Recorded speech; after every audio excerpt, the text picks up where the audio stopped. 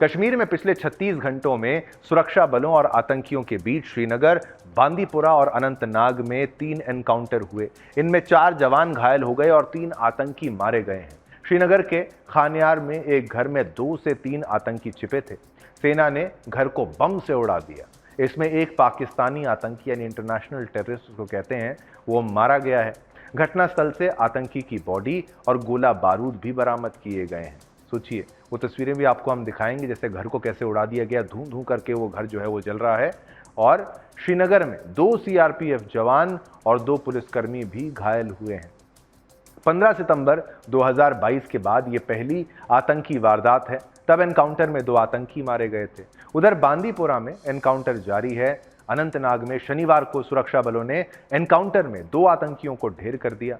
शांगुंज लारनू के जंगल में सुरक्षा बलों और आतंकियों के बीच शनिवार सुबह एनकाउंटर शुरू हुआ था। ये तस्वीरें आप देखिए, सेना ने इस घर को ही बम से उड़ा दिया क्योंकि इसके अंदर आतंकी छिपा हुआ था। कैसे ये घरों की आड़ लेते हैं, घरों की आड़ लेकर हमला करते हैं और सिविलियंस को खतरे में डालते हैं। तो जम्मू कश्मीर की जनता भी अब बखूबी समझ रही है, इसको अच्छे से समझ पा रही है कैसे उनको शील्ड बना के वो इस्तेमाल करेंगे। लेकिन सेना को पता है काम कैसे करना है। उन्होंने लोगों को वहाँ से हटाया और फिर उनको निशाना बनाया जिनको निशाना बनाया जाना चाहिए। तो सोचिए, शनिवार सुबह एनकाउंटर शुरू हुआ वहाँ पर और यहाँ 3 आतंकियों के छिपे होने की जानकारी थी। तीनों जगहों पर सर्च ऑपरेशन जारी है। इससे पहले शुक्रवार रात को बडगाम में आतंकियों ने गैर कश्मीरियों पर हमला किया था। इसमें यूपी के 2 लोग घायल हुए जिनका अस्पताल में इलाज चल रहा है। ये बडगाम में जल जीवन प्रोजेक्ट में काम कर रहे थे। ये किसी को भी निशाना बनाते हैं, जो भी बाहरी होता है उसको जरूर निशाना बनाते हैं।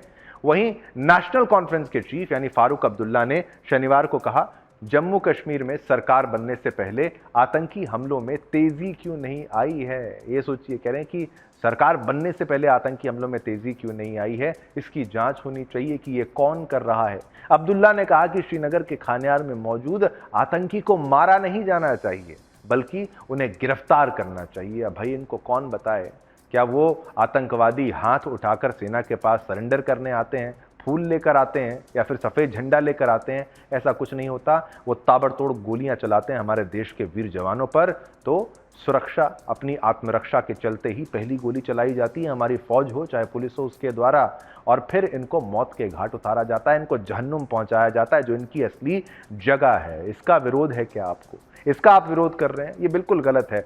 क्योंकि अगर आप कह रहे हैं उनको मारा ना जाए, उनको पकड़ा जाए, तो आपको ये पता होना चाहिए कि सेना, फौज चाहे पुलिस हो, उनको हर इस बात की ट्रेनिंग दी जाती है कि भाई युद्ध में कैसे रिएक्ट करना है, ऑपरेशन में कैसे रिएक्ट करना है। और कई आपने वीडियोस देखी होंगी जहां पर आतंकी जब सरेंडर करना चाहता था, कई बार तो आतंकियों के माता पिता को साथ लेकर फौज वहां पर गई है और उनसे अपील करवाई है कि अपने बेटे को बोलो हथियार डाल दे, ये रास्ता गलत है, गलत रास्ते पर वो चल रहा है। सरेंडर कराया जाता है और फौज को अगर ऐसा कहा जाए कि भाई इनको ना मारा जाए, इनको सरेंडर करवा दिया जाए, इनसे केवल पूछताछ की जाए, तो फौज को भी अच्छे से पता है कि इनसे पूछताछ करनी है।